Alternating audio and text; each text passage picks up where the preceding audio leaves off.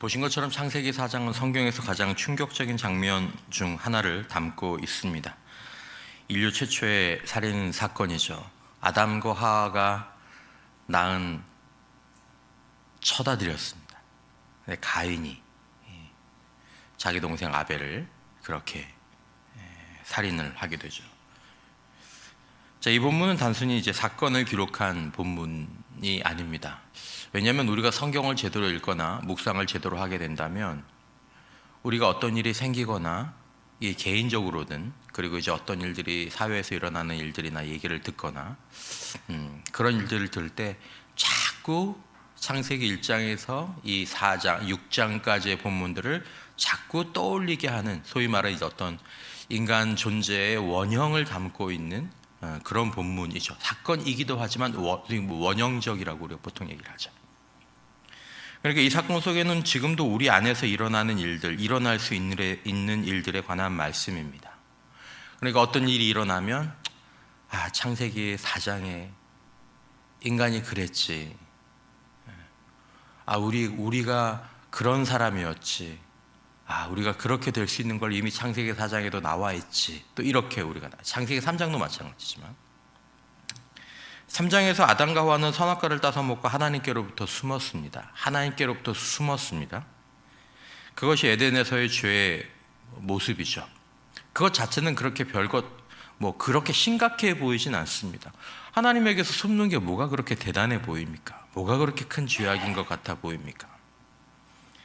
그러나 4장에 이르면 죄가 더 이상 숨는 곳에 머물러 있지 않게 됩니다. 그 숨는 것으로 인하여 어떤 결과가 나타나는지 보라라는 것입니다. 꼭 같은 예는 아니지만 예를 들어서 사람이 교육을 받지 않는 게 그렇게 큰 잘못이야? 교훈을 받지 않는 게 그렇게 큰 잘못이야? 하지만 그런 교육을 받지 않고 교훈을 받지 않음으로 나타나는 인생의 결과들은 정말 어렵고 힘든 일들이 많이 있게 되죠. 죄가 진화합니다. 공격하고 죽이는 것으로, 그리고 아주 잔인한 생각들을, 악한 계획들을 마음에 품는 것으로 변화되게 됩니다. 창세기 3장과 4장 사이에는 죄의 연결고리가 있습니다. 창세기 3장에서 하나님께서 아담에게 물으시죠. 내가 어디 있느냐? 하나님이 보시기에 어디 있는지 모르셔서 묻는 게 아니라 지금 네가 내 앞에 없다라는 말씀이죠. 너 지금 어디 있니? 너 지금 어디 있니? 지금 네가 내 앞에 없다라는 걸 이 본문이, 그러니까 아담이 하나님 앞에 없다라는 거죠. 지금 만약에 아담이 하나님 앞에 있었다면 하나님이 아담을 찾지 않으셨을 것입니다. 아담이 하나님 앞을 떠나 있다는 것을 이 말씀이 보여주는 것이죠. 내가 어디 있느냐? 아담은 숨었고 변명했고 책임을 아내에게 전가했죠. 이걸 우리가 소위 말하는 하나님과의 관계의 단절이라고 얘기합니다. 예배의 자리에 아담이 없는 거죠. 예배는 예배를 드린다, 드리지 않는다, 그것이 중요한 것이 아니라 예배의 자리에 있다라는 것은, 진정한 예배의 자리에 있다는 것은 하나님 앞에 있는 것입니다. 그러니까 하나님이 그를 찾을 필요가 없죠. 너 어디 있니? 찾을 필요가 없습니다.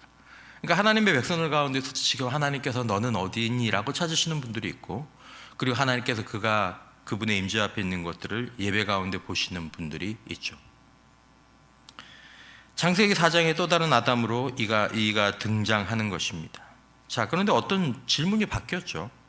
이 질문은 하나님과 인간 사이의 관계를 묻는 질문이 아니라 창세기 3장에서는 너 어디 있니? 라고 물으셨는데 아담이 이 질문에 제대로 대답하지 못했죠. 대답할 수 없었죠. 숨어 있으니까.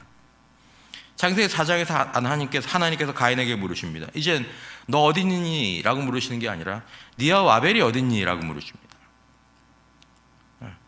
그러니까 니아와 아벨이 있어야 될 곳에 있지 않다라는 것이죠. 누구 때문에요? 너 때문에. 사람과 사람 사이의 관계를 묻는 질문입니다. 오늘날 이걸 우리의 말로 바꾸자면 네 아내는 어디 있니? 네 자녀는 어디 있니? 네 남편은 어디 있니? 아니면 너의 양들은 어디 있니? 그러니까 뭐가 잘못됐다라는 겁니다. 근데 그 잘못된 게 왜 어디서부터 시작됐습니까? 네가 어디 있느냐라는 질문에 대답하지 못할 때부터 네 아우가 어디 있냐, 네 남편이 어디 있냐, 네 아내가 어디 있냐, 너의 역할 자체가 지금 왜곡되어 있다라는 것을, 또 너의 관계가 잘못되어 있다라는 것을 하나님께서 깨닫게 하시려는 것입니다. 깨닫게 하려고 하시는 거죠. 너가 어딨니? 라는 질문을 통해서 아담이 네가 지금 내 앞에 있지 않다라는 것을 깨닫게 해주시는 것처럼 가인에게 네 아우 아벨이 어딨니라고 물으심으로 말미암아 지금 너의 삶이, 너의 관계들이 잘못되어 가고 있고 네가 지금 죄 가운데 있다는 것을 하나님께서 말씀하고 계시는 것입니다. 아벨이 가인이 내 아우가 어디, 내 아우를 내가 지키는 자 아닙니까? 라고 대답을 하죠. 우리가 지난주에도 살펴보았지만 하나님과의 관계가 사라지면 우리는 나 자신과의 바른 관계를 맺지 못합니다. 우리 자신이 하나님을 떠나면 우리가 숨고 변명하고 책임지려고 하지 않죠. 자꾸 변명이 나오고. 그리고 이어서 어떤 일들로 이어집니까? 다른 사람과의 관계, 가장 사랑해야 될 아내와 남편, 형제, 자매와의 관계가 문제가 생깁니다. 거기 문제가 생기면 하물며 다른 관계는 뭐 더 물어볼 필요도 없는 거죠. 이 친밀해야 될 관계 안에서 여전히 문제를 보이고 갈등하고 있죠. 가인처럼 대답하죠. 얼마나 뻔뻔한 얘기입니까? 그걸 왜 나한테 묻습니까?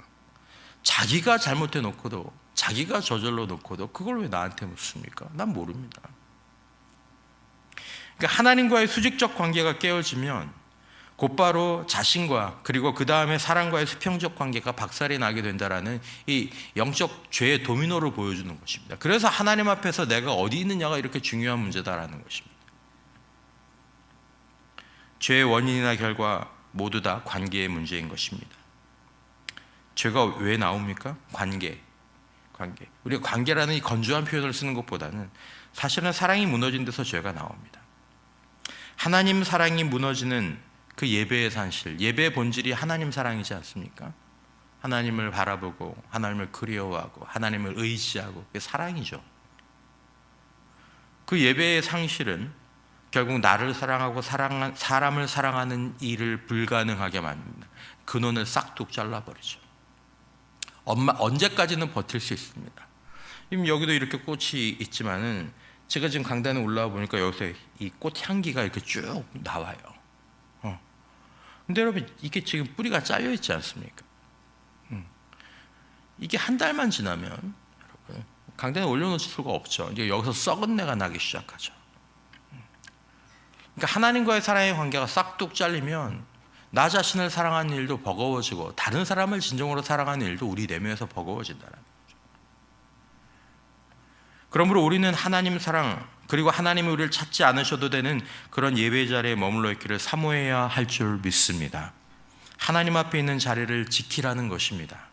자기 생명을 위해서라도 그리고 자기로부터 뻗어가는 이 관계의 가지를 지키시기 위해서라도. 여러분 죄는 살아있는 맹수처럼 지금 이 순간에도 우리의 마음의 문 앞에 웅크리고 우리를 원하고 있습니다. 그 죄가 어떤 죄인지는 각자가 느끼고 알게 되죠. 죄가 내 문 앞에 웅크리고 있다. 지난주에도 본 것처럼 죄가 우리를 원하고 있죠. 죄는 너를 원한다. 아주 섬뜩한 표현입니다. 그리고 너무 적절한 표현입니다. 우리가 느끼기에 죄가 나를 원하고 있다는 걸 내가 느끼는 거죠. 가인은 이 죄를 다스리지 못했습니다. 분노를 방치했죠. 아니 방치한 게 아니라 키웠습니다. 거기에 또 다른 사탄의 개입이 있었다라고 보이지만 가인은 비교의식을 그대로 두었습니다. 자기 마음가운데 지금 비교의식이 나타나는데 그 결과 죄는 그 기회를 놓치지 않았죠. 문을 박차고 들어와서 가인을 삼켜버렸습니다. 그리고 가인이 들판에서 동생을 쳐 죽이게 되죠. 여러분 예배의 실패는 단순히 종교적인 의식의 실패가 아닙니다. 예배의 실패는 죄를 다스릴 힘의 상실을 의미하는 것이고 또 적극적으로는 예배의 실패는 사랑할 힘의 상실을 의미하는 것입니다. 즉 예배의 실패는 삶을 제대로 살아갈 능력을 앗아가는 것입니다. 그러니까 예배가 무너지면 삶이 무너지는 거예요. 하나님이 우리를 어디 있냐라고 찾기 시작하면 이제 그때부터 서서히 우리의 삶이 무너지게 되는 결과를 우리가 보게 된다는 것입니다. 우리가 하나님 앞에 바로 서지 못할 때 우리 안에 분노, 비교의식 이런 것들이 통제하기 어려운 상황이 됩니다. 그리고 우리는 말로, 행동으로, 생각으로 관계 속에서 사람을 해하고 때로는 진짜 행동의 끝으로 사람을 죽이게 되는 거죠. 그러니까 여기는 최악이 나와 있는 것일 뿐 우리 안에 있는 방식들이 나타나게 되는 거죠. 여러분, 하나님 앞에서 조금만 멀어져서 오래 있으면 우리 안에서 온갖 인간적인 감정들이 올라오는 것들을 보게 됩니다. 하나님 앞에 있을 때는 그런 감정 자체가 올라오지 않다가 하나님으로부터 멀어지면 이제 그런 감정들이 하나하나씩 아주 섬세하게 올라오고 이게 다스려지지가 않습니다. 여러분, 우리 안에 있는 분노, 비교의식, 억울함, 여러분, 이것들을 기도로 예배로 하나님 앞에서 풀어내지 못하고 방치하면 문 앞에 웅크린 자가 반드시 그 문을 박차고 들어와서 우리를 삼키고 말게 된다는 것입니다. 여러분, 이 시간 우리의 마음 가운데에서, 내 마음 가운데 으르렁거리면서 우리를 원하는 죄가 혹시 없습니까? 여러분, 우리가 그 죄와 싸울 것이 아니라 하나님 앞에, 하나님, 제가 여기 있습니다, 하나님, 기도와 예배의 자리로 나가 주님 안에서 우리의 죄를 다스릴 수 있는 자가 될 수 있기를 주님의 이름으로 축원합니다. 오늘 보면 16절에 보면 가인이 여호와 앞을 떠나서 에덴 동쪽 놋 땅에 거주하게 되죠. 가인은 여호와 앞을 떠나는 것으로 그의 인생이 시작됩니다. 놋이라는 말은 방황한다, 떠돌다, 그런 말입니다. 하나님을 떠난 인생은 어떤 인생이 된다라는 것입니까? 방황하는 인생이 되는 것입니다. 신앙생활하는 가운데 때로 하나님을 떠나본 경험이 있는 분들은 아실 겁니다. 방황하는 인생 정확합니다. 직업도 있고 돈도 벌고 사는데 정확하게 내 인생이 지금 현재를 표현할 가장 좋은 단어는 방황입니다. 5년, 10년, 20년, 30년 방황. 하나님은 우리 영혼의 집이시고 고향인 줄 믿습니다. 그러므로 인간은 하나님 안에서만 참으로 쉼과 안식을 누릴 수 있게 되는 것입니다. 하나님 안에 있을 때 우리는 비로소 그때서야 이 빠르게 흘러가는 삶도 누릴 수 있고 크고 작은 인생의 기쁨과 이 기쁨들이 참 기쁨이 되는 거죠. 라면 한 그릇을 먹어도, 친구와 가까운 데 여행을 가더라도 그게 참 기쁨이 됩니다. 하나님 안에 있을 때는. 그렇지 않으면 세계 일주를 해도 방황이 되죠. 가인은 하나님을 떠났습니다. 그리고 17절에 성읍을 건축했죠. 말씀드린 것처럼 가인의 후손들은 도시, 예술, 기술의 조상들이 됩니다. 화려하죠. 편리하죠. 인류 문명과 개인의 삶이 눈부신 발전처럼 보입니다. 왜 그것을 만들었을까요? 하나님의 보호를 잃어버린 가인은 불안하기 때문입니다. 가만히 있으면 불안하잖아요. 방황하는 사람들은 불안하죠. 하나님의 보호와 안식을 잃은 인간은 그냥 둬도 불안한 것입니다. 13절에서 가인이 뭐라고 얘기합니까? 나를 만나는 자마다 나를 죽이겠나이다. 두려움 가운데 있는 겁니다. 아무도 죽이려고 하지 않았어요. 근데 본인이 두려운 거죠. 그래서 성을 쌓기 시작합니다.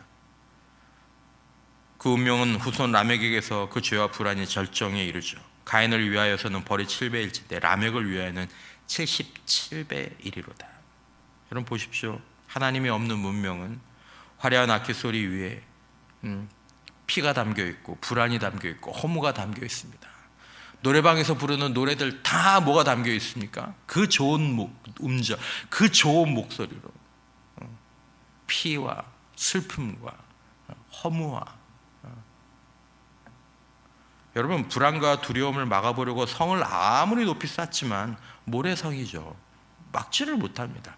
어느 노래가 우리를 불안과 두려움에서 막아줍니다. 그때는 위로가 되지. 하지만 그거 끝나고 나면 다시 여전히 남아있는 불안과 두려움이죠. 가인의 성이 높아지고 라멕의 노래가 높아질 때 하나님께서 조용히 다른 길을 여십니다. 25절이죠. 아담이 자기 아내와 동침하며 그가 아들을 낳아 그의 이름을 셋이라 하였으니 이는 하나님이 아벨 대신 다른 씨를 주셨다 함이며, 셋이라는 이름은 대신 주셨다, 세우다라는 의미입니다. 세우다. 아벨이 죽었지만 하나님은 포기하지 않으셨습니다. 다른 씨를 주셨죠. 새로운 시작을 여셨습니다. 여러분, 하나님은 포기하지 않으십니다. 언약을 인간이 어떻게 어기더라도 그럼에도 불구하고 하나님의 언약을 이어가고 계시죠. 무너지는 것은 하나님이 아닙니다. 하나님의 약속과 하나님의 뜻이 아닙니다. 예배하지 않고 순종하지 않는 인간이 무너질 뿐입니다. 여러분, 일단 세세계보에는 노래와 도시와 기술이 없습니다. 대신 세세계보에는 뭐가 있습니까? 예배가 있습니다. 하나님의 이름을 부르는 것입니다. 하나님이 우리를 찾기 전에 우리가 하나님을 부르는 것이 바로 예배의 본질입니다. 우리가 하나님을 찾는 거죠. 도시건설, 악기제조, 무기개발 뭐 이런 얘기 화려한 것 하나도 없습니다. 그저 아들이 태어났다라는 이야기만 있죠. 셋이 아들을 낳고 그 이름을 에노스라고 얘기했습니다. 26절에 셋도 아들을 낳고 그의 이름을 에노스라 하였으며 그때 사람들이 비로소 여호와의 이름을 불렀더라. 에노스라는 이름의 뜻은 연약한 자, 죽을 수밖에 없는 자, 이런 뜻입니다. 되게 약하죠. 연약한 자, 죽을 수밖에 없는 자. 자신의 연약함을 인정할 때, 자신이 죽을 수밖에 없는 한계 있는 존재임을 깨달을 때, 나는 마음과 생각이 뿌리부터 변질된 자임을 내 스스로가 깨달을 때, 비로소 인간은 성 쌓는 것을 멈추고 여호와 앞에 나오게 되죠. 여호와의 이름을 부르게 되죠. 주님, 저는 죄인입니다. 저는 방황하는 자입니다. 저는 연약한 자입니다. 여러분, 구원은 화려한 성 안에는 없습니다. 구원은 연약하고 절망적인 자신의 이름을 잊고 여호와의 이름을 부르는 그 가난한 마음 속에, 나를 막 주장하는 그 마음 속이 아니라 나의 연약함을 바라보면서 그 안에서 여호와의 이름을 부르는 자들의 마음 가운데 있는 것이죠. 우리에게는 두 가지 길이 있습니다. 하나는 가인의 길이고, 하나님을 떠나서 성을 쌓고 도시를 건축하고 예술과 기술과 무엇으로 자신의 불안과 두려움을 달래보려는 그 길이 하나 있고, 또 하나는 셋의 길이죠. 자신의 연약함을 인정하고 성 쌓는 걸 멈추고 여호와의 이름을 부르는 길입니다. 여러분, 참된 평안 소박할지라도 진정한 쉼과 사랑과 감사와 기쁨이 어디에 있습니까? 혹시 우리가 지금 열심히 몰두하고 쌓고 있는 성은 없습니까?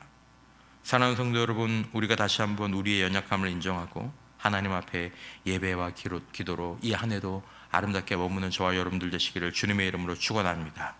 하나님이 우리를 찾지 않으시고 너 여기 있구나, 오늘 내가 너의 예배와 또 너의 믿음과 너의 기도를 내가 듣고 본다라고 말씀하실 수 있다면 우리는 제자리에 있는 것입니다. 그럴 때 우리의 모든 관계가 회복되고 하루하루를 시작하면서 하나님 감사합니다, 하나님 저 너무 행복합니다, 그렇게 얘기할 수 있는 그런 안식을, 행복을 누릴 수 있게 되는 것이죠. 하나님 앞에서 예배로 나타나는 그 사랑의 회복, 거기서 이루어지는 그 사랑의 회복이 우리 안에서 회복되고 변함없이 이루어지기를 주님의 이름으로 축원합니다.